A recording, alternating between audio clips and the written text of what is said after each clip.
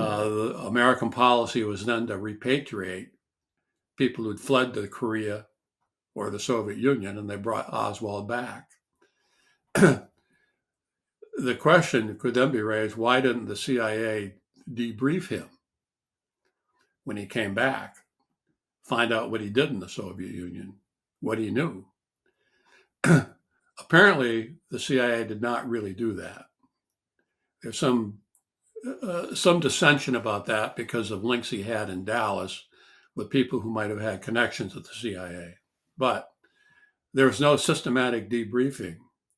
And he came back with his Russian wife, settled in the Dallas area, and tried to find employment, but without giving up his communist beliefs, which he now, though, transferred to third world figures like Ho Chi Minh and Fidel Castro and Mao to some degree, because, as he claimed, the Soviet Union was as bureaucratic as the United States. We don't know if we can believe that, but nonetheless, there it is. So, was the CIA derelict in not looking into this guy when he came back? Why did they let him back? Why didn't they watch him more closely? Now, it is true the FBI did monitor Oswald in Dallas somewhat loosely. And as I say, they couldn't find him in the months leading up to the assassination because he had taken an assumed name and was living apart from his wife.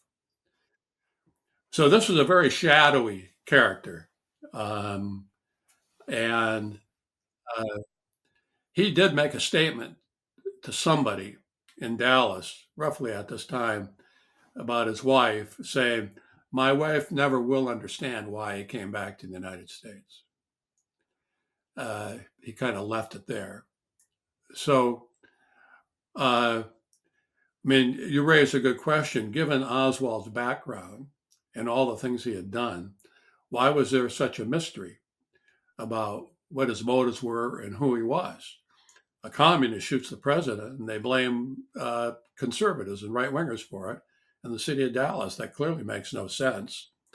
And people looked at that and said, "This doesn't add up. Something's wrong."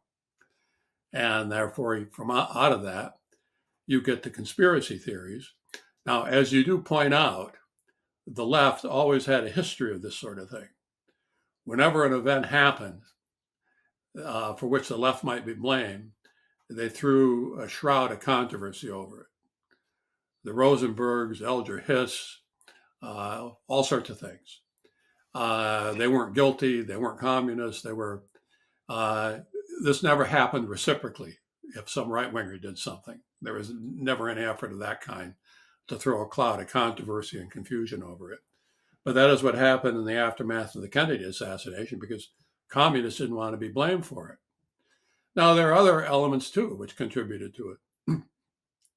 The Kennedy family did not want John F. Kennedy to be called a martyr to the Cold War, even though he was.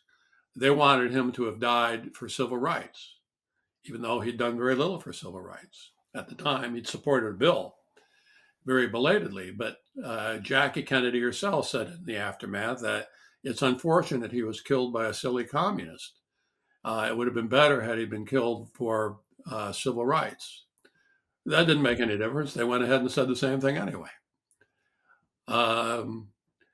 Lyndon Johnson, if it was believed that Kennedy had been killed by communists, somewhat by order of the Soviet Union or Castro, that would have been an explosive international situation, which Johnson did not want. It was better for him to suggest that it was civil rights that Kennedy had died for. And in his first speech after Kennedy was killed, he said that our job is to pass the civil rights bill in honor of the martyred president. If you liked this video, check out the full interview. Also, don't forget to hit the like button, subscribe, and click the bell icon so you get notified every time a new video is uploaded. Thanks for watching.